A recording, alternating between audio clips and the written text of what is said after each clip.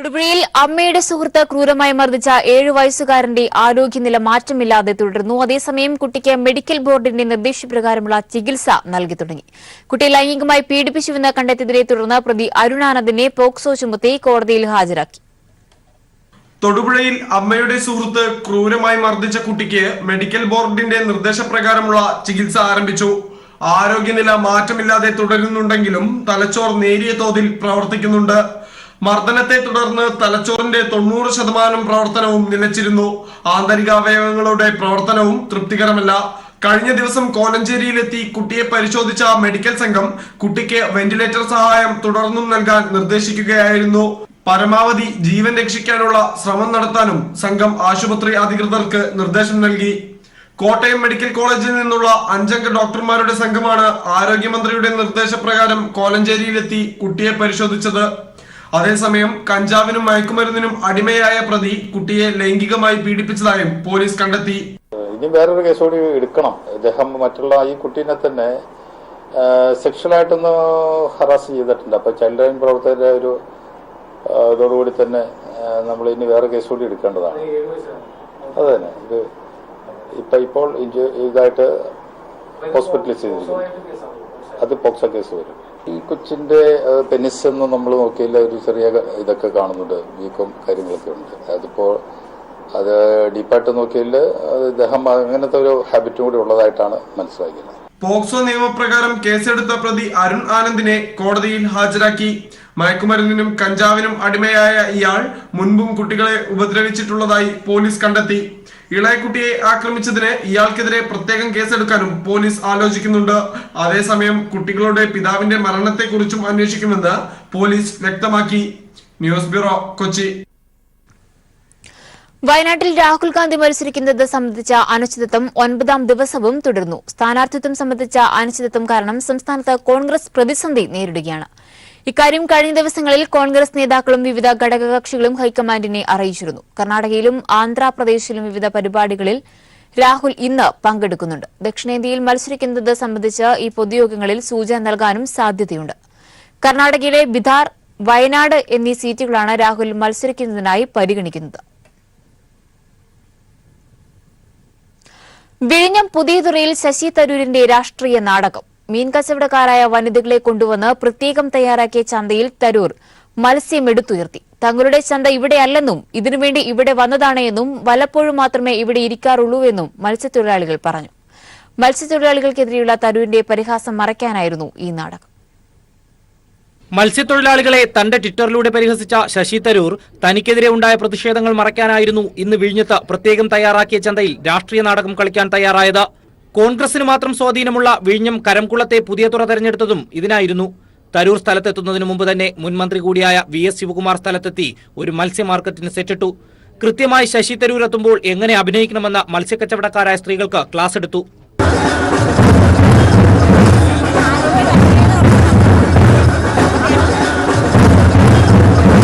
തുടർന്നായിരുന്നു ശശി തരൂർ എന്ന നായകന്റെ വരവ്. സംഭവസ്ഥലത്തെത്തിയ തരൂർ ഒരു ഓക്കാനവുമില്ലാതെ നല്ല ഒന്നാന്തരം ഒരു മത്സ്യം എടുത്തുയർത്തി. പറഞ്ഞുവെച്ചതുപോലെ കയ്യടിയും മുദ്രാവാക്യം വിളിയും ക്യാമറ ഫ്ലാഷുകൾ മിന്നിമറയലും.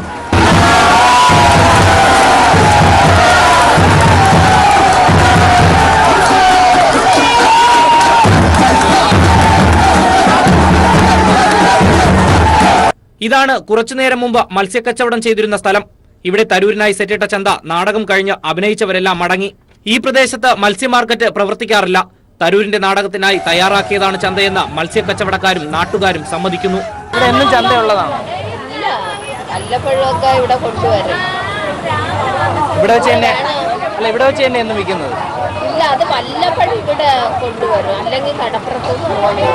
ഇന്നിപ്പോ ഇവിടെ കൊണ്ടുവന്ന എന്താ ഇതിനു വേണ്ടി കൊണ്ടുവന്നത്? ഇത് കഴിഞ്ഞ ദിവസം ശശി തരൂർ ഒരു മത്സ്യം എടുത്തുയർത്തുന്ന ചിത്രമാണ്. എന്നാൽ ഇന്ന് പേപ്പറിന്റെ ഒന്നും സഹായമില്ലാതെ മത്സ്യത്തെ എടുത്തുയർത്തി. തരൂർ നടത്തിയ പരിഹാസത്തിന്റെ ജാളിത മറയ്ക്കാനുള്ള രാഷ്ട്രീയ നാടകമായി തന്നെ സാംസ്കാരിക കേരളം ഈ നാടകത്തെ വിലയിരുത്തും. മത്സ്യത്തൊഴിലാളികളെ അധിക്ഷേപിച്ച ശശി തരൂരിന് വേണ്ടി അല്പസമയം മുമ്പാണ് ഈ പ്രദേശത്ത് ഒരു രാഷ്ട്രീയ നാടകം അരങ്ങേറിയത്. എവിടെ നിന്നോ കൊണ്ടുവന്ന മത്സ്യത്തൊഴിലാളികളിൽ നിന്ന് മത്സ്യം കൈകൊണ്ടെടുത്തുയർത്തിയാണ് ആ നാടകത്തിന് തുടക്കമായത്. ക്യാമറാമാൻ ചന്ദ്രശേഖരനൊപ്പം റിനു ശ്രീധർ. സംസ്ഥാനത്ത് കനത്ത ചൂട് മൂലമുള്ള ജാഗ്രതാ നിർദ്ദേശം തുടരുന്നു. കേന്ദ്ര കാലാവസ്ഥാ വകുപ്പ് പുറപ്പെടുവിച്ച കാലാവസ്ഥാ വിശകലനത്തിൽ ഇന്നും വിവിധ ജില്ലകളിൽ ഉയർന്ന താപനില ശരാശരിയിൽ നിന്നും 2 മുതൽ 3 ഡിഗ്രി വരെ ഉയരാൻ സാധ്യതയുണ്ട് എന്ന് മുന്നറിയിപ്പുണ്ട്. മധ്യവേനൽ അവധിക്കാലത്ത് സ്കൂളുകൾ നടത്തരുത് എന്ന് പൊതുവിദ്യാഭ്യാസ വകുപ്പും നിർദ്ദേശം പുറപ്പെടുവിച്ചു. കഴിഞ്ഞ ദിവസവും നിരവധി പേർക്ക് സൂര്യാതപമേറ്റു. കേന്ദ്ര കാലാവസ്ഥാ വകുപ്പ് പുറപ്പെടുവിച്ച കാലാവസ്ഥാ വിശകലനത്തിൽ ഇന്ന് തിരുവനന്തപുരം, കൊല്ലം, പത്തനംതിട്ട, കോട്ടയം, ആലപ്പുഴ, ഇടുക്കി, എറണാകുളം, പാലക്കാട്, തൃശൂർ, മലപ്പുറം, കോഴിക്കോട്, കണ്ണൂർ, കാസർഗോഡ് ജില്ലകളിൽ ഉയർന്ന താപനില ശരാശരിയിൽ നിന്നും 2 മുതൽ 3 ഡിഗ്രി വരെ ഉയരാൻ സാധ്യതയുണ്ട്.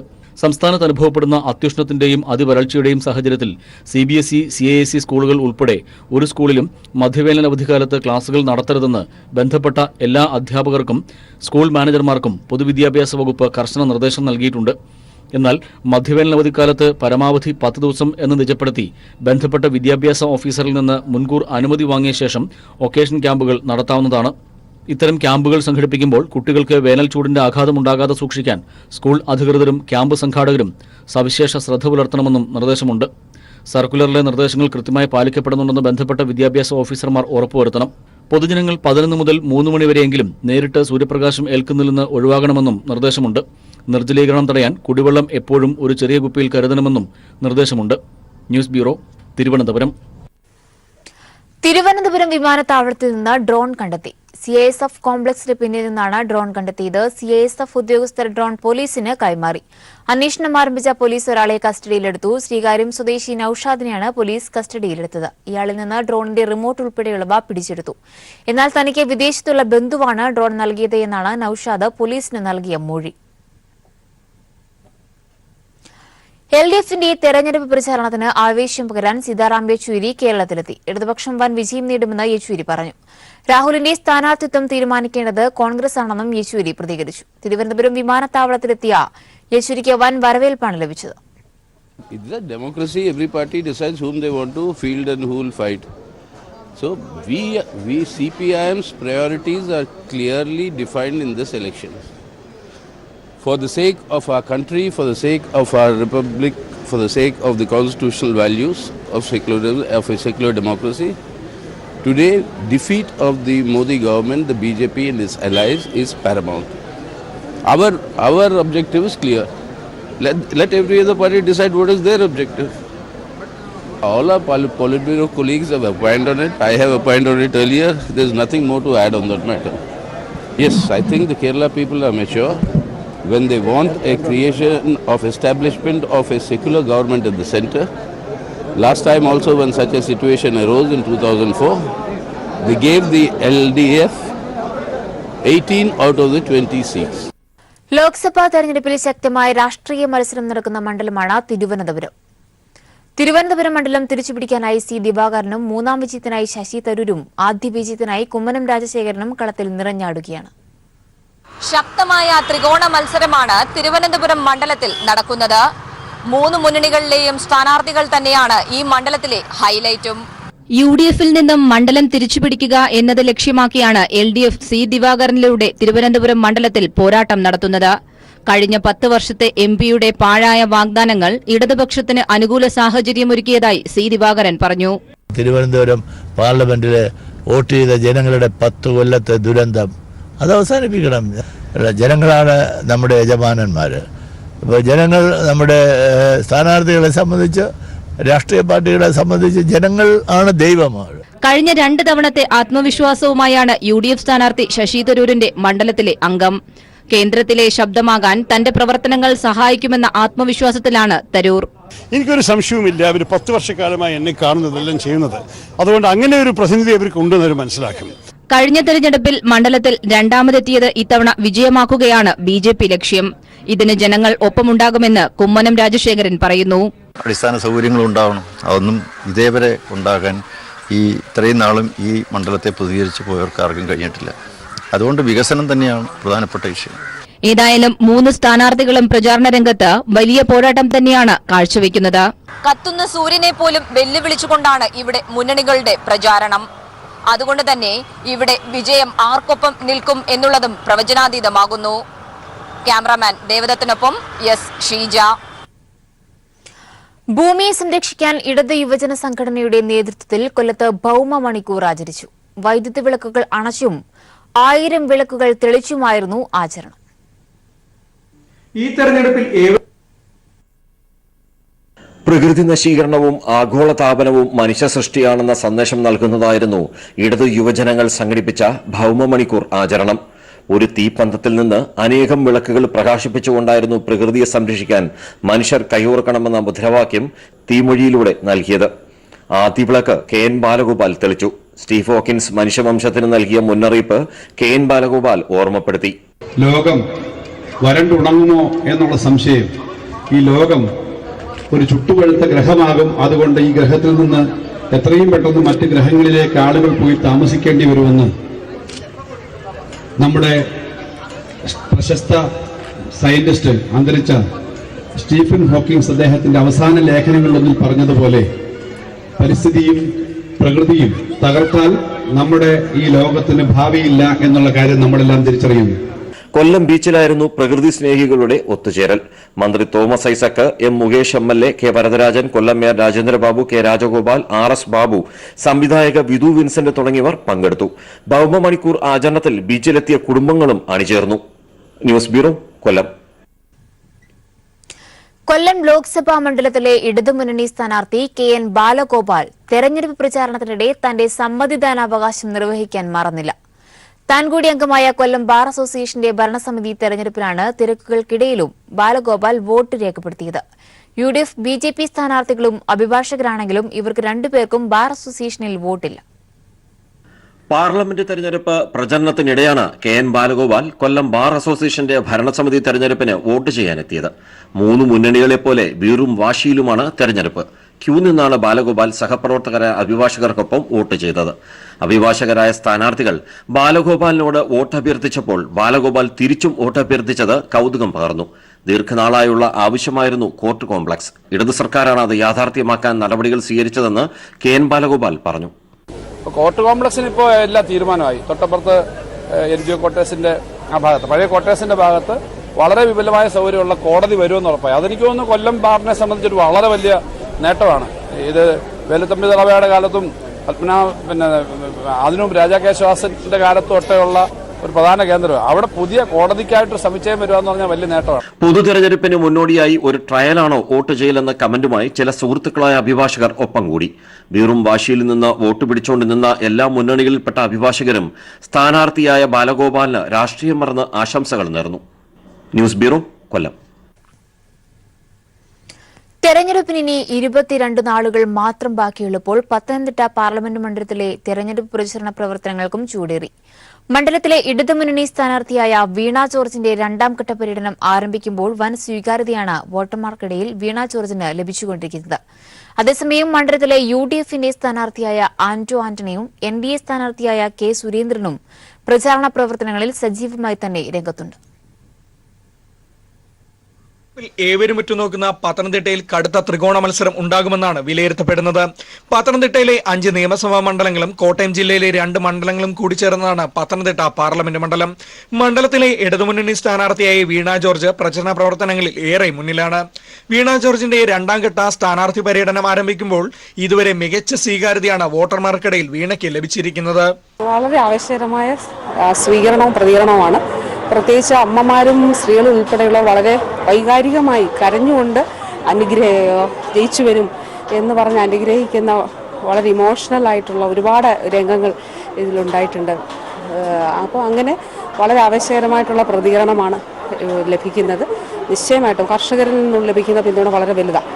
മറ്റ് കക്ഷികളിൽ നിന്ന്, രാഷ്ട്രീയ കക്ഷികളിൽ നിന്നുള്ളവർ പോലും ഇത്തവണ ഇടതുപക്ഷ ജനാധിപത്യ മുന്നണിയെ വിജയിപ്പിക്കും എന്ന്, അതിന് വോട്ട് തരും എന്ന് പറഞ്ഞ് മുന്നോട്ട് വരും. അതേസമയം 2008 മണ്ഡല രൂപീകരണത്തിന് ശേഷമുള്ള 3ാമത്തെ തെരഞ്ഞെടുപ്പിലും UDF സ്ഥാനാർത്ഥിയായി മത്സരിക്കുന്ന ആന്റോ ആന്റണിയും മികച്ച ആത്മവിശ്വാസത്തിലാണ്. ജനങ്ങളുടെ സഹകരണവും പങ്കാളിത്തവും ഈ തെരഞ്ഞെടുപ്പ് വേദികളിൽ കാണുന്നുണ്ട്. 100% വിജയപ്രതീക്ഷയാണുള്ളത്. മണ്ഡലത്തിൽ NDA സ്ഥാനാർത്ഥിയായി തുടക്കത്തിൽ പല പേരുകളും ഉയർന്നു കേട്ടെങ്കിലും BJP സംസ്ഥാന ജനറൽ സെക്രട്ടറിയായ K. സുരേന്ദ്രൻ തന്നെ നറുക്കുവീണതോടെ ശബരിമല പ്രചരണ വിഷയമായി നേട്ടം കൊയ്യാനാണ് BJPയുടെയും K. സുരേന്ദ്രന്റെയും ശ്രമം. ശബരിമല തന്നെയാണ് അത്. ശബരിമല ആരാധനകളും സംസ്ഥാനങ്ങളും ഇവിടെ നിലനിൽക്കണമെന്നുള്ളതുപോലെ തന്നെ ശബരിമല ലോകോത്തര നിലവാരത്തിലുള്ള ഒരു തീർത്ഥാടന കേന്ദ്രമായിട്ട് നിൽക്കണം. അതിനുവേണ്ടിയിട്ടാണ് ഞാൻ വോട്ട് ചെയ്യുന്നത്. ഈ തെരഞ്ഞെടുപ്പിൽ ഇടതുമുന്നണി സ്ഥാനാർത്ഥിയായ വീണ ജോർജും UDF സ്ഥാനാർത്ഥിയായ ആന്റോ ആന്റണിയും തമ്മിൽ നേർക്കുനേർ ഏറ്റുമുട്ടുമ്പോൾ ശബരിമല വിഷയം തെരഞ്ഞെടുപ്പിൽ ഉന്നയിച്ച് നേട്ടം കൊയ്യാനാണ് BJPയുടെയും K സുരേന്ദ്രന്റെയും ശ്രമം. പത്തനംതിട്ടയിൽ നിന്നും ഗീവർഗീസ് തോമസ്. കോട്ടയം ലോക്സഭാ മണ്ഡലത്തിലെ ഇടത് സ്ഥാനാർത്ഥി VN വാസവന് കടുത്തുരുത്തിയിൽ ഉജ്ജ്വല വരവേൽപ്പ്. മീനവേലിനെ തോൽപ്പിച്ച് അണപൊട്ടിയ ആവേശവുമായി സ്വീകരണ കേന്ദ്രങ്ങൾ. സിയാൽ മോഡൽ റബ്ബർ കമ്പനി രൂപീകരണത്തിന് പിന്തുണ നൽകി ഇടതുപക്ഷത്തിനൊപ്പം അണിചേർന്ന് കടുത്തുരുത്തിയിലെ കർഷകർ. കാർഷിക കേന്ദ്രമായ കടുത്തുരുത്തിയുടെ കിഴക്കൻ മേഖലയിൽ കണിക്കൊന്ന പൂക്കളും കാർഷിക വിഭവങ്ങളും നൽകിയാണ് LDF സ്ഥാനാർത്ഥി VN വാസവനെ ജനങ്ങൾ സ്വീകരിച്ചത്. സ്വീകരണ കേന്ദ്രത്തിലേക്ക് ഒഴുകിയെത്തിയ കർഷകർക്കും കർഷക തൊഴിലാളികൾക്കും തൊഴിലുറപ്പ് തൊഴിലാളികൾക്കും കൈയുയർത്തി സ്ഥാനാർത്ഥിയുടെ അഭിവാദ്യം. തെരഞ്ഞെടുപ്പിന്റെ പ്രാധാന്യം ഓർമ്മിപ്പിച്ച് സ്വീകരണത്തിന് നന്ദി രേഖപ്പെടുത്തി സ്ഥാനാർത്ഥി അടുത്ത സ്വീകരണ കേന്ദ്രത്തിലേക്ക്. പ്രതിസന്ധിയിലായ കർഷകർക്കായി സംസ്ഥാന സർക്കാർ സ്വീകരിച്ച നിലപാടുകൾ LDFന് അനുകൂലമാകുമെന്ന് VN വാസവൻ പറഞ്ഞു. റബ്ബറിന്റെ നാടായ ഈ മേഖലയിൽ സിയാൽ മോഡലുള്ള ഒരു കമ്പനി ഗവൺമെന്റ് രജിസ്റ്റർ ചെയ്ത് കഴിഞ്ഞിരിക്കുന്നു. 200 ഏക്കർ സ്ഥലം കോട്ടയം ജില്ലയിൽ എടുക്കാൻ തീരുമാനിച്ചിരിക്കുന്നു. സ്വാഭാവികമായി LDF ഗവൺമെന്റ് പറഞ്ഞതെല്ലാം പ്രാവർത്തികമാക്കി കൊണ്ടുവരുന്ന ഈ കാലഘട്ടത്തിൽ ഈ വിഷയത്തിലും ഗവൺമെന്റ് ആത്മാർത്ഥത ജനങ്ങൾ തിരിച്ചറിയുന്നു. അതുകൊണ്ട് വലിയ പ്രതീക്ഷയാണ് ഇവിടുത്തെ കർഷക സുഹൃത്തുക്കൾ വെച്ചു പുലർത്തുന്നത്.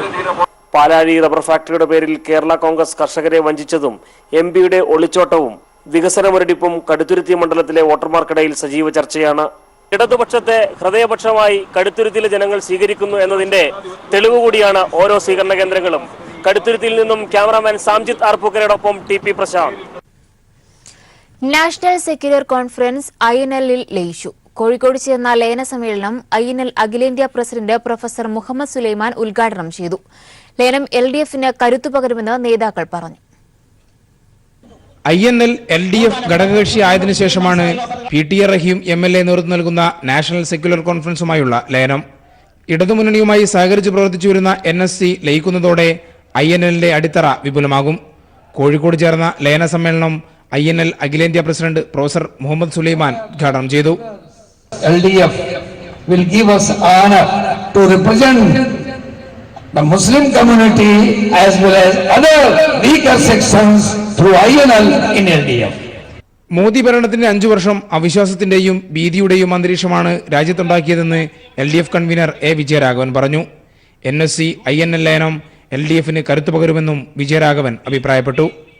INL-ഉം നമ്മുടെ NSC-യും ലയിക്കുന്നതോടുകൂടി അത് കേരളത്തിൻ്റെ രാഷ്ട്രീയ ഘടനയിൽ ഇടതുപക്ഷ ജനാധിപത്യ മുന്നണിയെ ശക്തിപ്പെടുത്തുന്ന ഏറ്റവും പ്രധാനപ്പെട്ട ഒരു ചരിത്ര സംഭവമുണ്ട്. ഇന്നുള്ള ആ 2 പാർട്ടികളുടെയും ശക്തി എന്നതിനപ്പുറത്തേക്കുള്ള പുതിയ വിധാനങ്ങളിലേക്ക് അത് സ്വാധീനം ചെലുത്താൻ പോവുകയാണ്. ലയന പ്രഖ്യാപനം PT റഹീം MLA നിർവഹിച്ചു. LDF ഘടകകക്ഷി നേതാക്കളായ കാനം രാജേന്ദ്രൻ, മന്ത്രിമാരായ Kadannappally Ramachandran, AK Saseendran, KT Jaleel, MA Shreyamskumar, കോഴിക്കോട്ടെ LDF സ്ഥാനാർത്ഥി A പ്രദീപ് കുമാർ, ആന്റണി രാജു എന്നിവരും സംസാരിച്ചു. News bureau, Kozhikode. Ponnani payment സീറ്റാണെന്ന PK ഫിറോസിന്റെ ആരോപണത്തിന് മറുപടിയില്ലെന്ന് LDF കൺവീനർ A വിജയരാഘവൻ. പബ്ലിസിറ്റിക്ക് വേണ്ടി എന്തും പറയുന്ന ആളാണ് PK ഫിറോസ് എന്നും ആരോപണം PK കുഞ്ഞാലിക്കുട്ടി ഉന്നയിച്ചാൽ മറുപടി പറയുമെന്നും വിജയരാഘവൻ കോഴിക്കോട് പറഞ്ഞു. സ്വയം പബ്ലിസിറ്റിക്ക് വേണ്ടി കേരളത്തിൽ ഇടയ്ക്കിടയ്ക്ക് ഇറങ്ങുന്ന ഒരു ആളാണ് അയാൾ. ഒരു ജോക്കർ തമാശ പറയുന്ന പോലെ കുട്ടിയാണ്. അത് കുഞ്ഞാലിക്കുട്ടി പറയട്ടെ, അപ്പൊ പറയാം. എറണാകുളത്ത് മാറ്റം വേണമെന്ന് ജനങ്ങൾ ആഗ്രഹിക്കുന്നുണ്ടെന്ന് P രാജീവ്. അതിന്റെ പ്രതിഫലനം പ്രചാരണത്തിൽ ലഭിക്കുന്നുണ്ടെന്നും എറണാകുളം ലോക്സഭ ഇടതുപക്ഷ സ്ഥാനാർത്ഥി P രാജീവ് പറഞ്ഞു.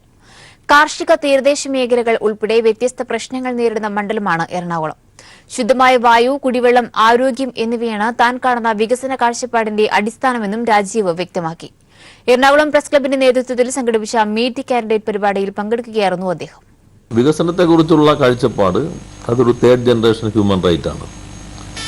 അതിൽ ശുദ്ധവായു, ശുദ്ധജലം, മെച്ചപ്പെട്ട വിദ്യാഭ്യാസം, എല്ലാവർക്കും അഫോർഡബിൾ ആയിട്ടുള്ള ഹെൽത്ത് കെയർ, ഇത്തരം കാര്യങ്ങൾ പ്രധാനമാണ്. അത് വല്ലാതെ പ്രതിഫലിക്കുന്നുണ്ട്. ഞാൻ പ്രതീക്ഷിക്കുന്നതിനേക്കാൾ കൂടുതൽ സ്നേഹവും ജനങ്ങൾ നൽകുന്നുണ്ട്. ബ്രെക്സിറ്റ് കരാർ വീണ്ടും പാർലമെന്റിൽ വോട്ടിനിടാനുള്ള സാധ്യത തേടി ബ്രിട്ടീഷ് പ്രധാനമന്ത്രി തെരേസ മേ. കരാറിൽ പിന്തുണ നേടാൻ 3 തവണയും പരാജയപ്പെട്ടെങ്കിലും പിന്നോട്ടില്ലെന്ന നിലപാടിലാണ് തെരേസ മേ. അതേസമയം തെരേസ മേയുടെ രാജി എന്ന ആവശ്യമാണ് പ്രതിപക്ഷം ഇപ്പോൾ ഉയർത്തുന്നത്. യൂറോപ്യൻ യൂണിയൻ വിടാനുള്ള ബ്രെക്സിറ്റ് കരാർ പാർലമെന്റിൽ കൊണ്ടുവരാനുള്ള ബ്രിട്ടീഷ് പ്രധാനമന്ത്രി തെരേസ മേയുടെ ശ്രമം 3ാം തവണയും എംപിമാർ വോട്ടിനിട്ട് തള്ളിയിരുന്നു. ഏറ്റവും ഒടുവിൽ തെരേസ മേ പരിഷ്കരിച്ച ബ്രെക്സിറ്റ് കരാർ 286-നെതിരെ 344 വോട്ടുകൾക്കാണ് പാർലമെന്റ് തള്ളിയത്. കരാറിനെ പിന്തുണച്ചാൽ രാജിവെക്കാമെന്ന് തെരേസ മേ പ്രഖ്യാപിച്ചെങ്കിലും പ്രതിപക്ഷമായ ലേബർ പാർട്ടി ഇത് മുഖവിലക്കെടുത്തിട്ടില്ല. കൺസർവേറ്റീവ് പാർട്ടിയിൽ നിന്നാകട്ടെ പൂർണ്ണ പിന്തുണ നേടാനും തെരേസ മേയ്ക്ക് കഴിഞ്ഞിട്ടില്ല. കരാറിൽ അടിമുടി മാറ്റം വരുത്തിയാൽ പോലും അംഗീകരിക്കപ്പെടുമെന്നും ഉറപ്പുമില്ല. 4ാം തവണയും കരാർ പരാജയപ്പെട്ടാൽ പ്രതിസന്ധി കൂടുതൽ രൂക്ഷമാക്കുകയും ചെയ്യും. അതേസമയം ബ്രെക്സിറ്റ് കരാർ സംബന്ധിച്ച് നാളെ പാർലമെന്റിൽ ചർച്ചയായേക്കും. തീരുമാനമായില്ലെങ്കിൽ കരാർ ദീർഘകാലമായി നീട്ടുകയോ കരാറില്ലാതെ യൂറോപ്യൻ യൂണിയൻ വിടുകയോ എന്നതാണ് ബ്രിട്ടന് മുന്നിലുള്ള പോംവഴി. അതേസമയം നിലവിലെ സാഹചര്യം പരിശോധിക്കാൻ യൂറോപ്യൻ യൂണിയൻ ഏപ്രിൽ 10-ന് യോഗം വിളിച്ചു ചേർത്തിട്ടുണ്ട്. News desk. Kattappana Nandal G മാർട്ടിന്റെ ഉദ്ഘാടനത്തോടനുബന്ധിച്ച് ഏർപ്പെടുത്തിയ ബമ്പർ സമ്മാന നറുക്കെടുപ്പ് നടന്നു. കട്ടപ്പന സ്വദേശി ജീൻസ് ജോസഫാണ് ഭാഗ്യശാലി. ബമ്പർ സമ്മാനമായ മാരുതി ആൾട്ടോ കാറാണ് ജീൻസ് ജോസഫിന് ലഭിച്ചത്. നഗരസഭാ ചെയർമാൻ ജോയ് വെട്ടുകുഴി താക്കോൽദാനം നിർവഹിച്ചു. നന്ദൽ ജി മാർട്ട് ഭാരവാഹികളടക്കം നിരവധി പേർ പരിപാടിയിൽ പങ്കെടുത്തു.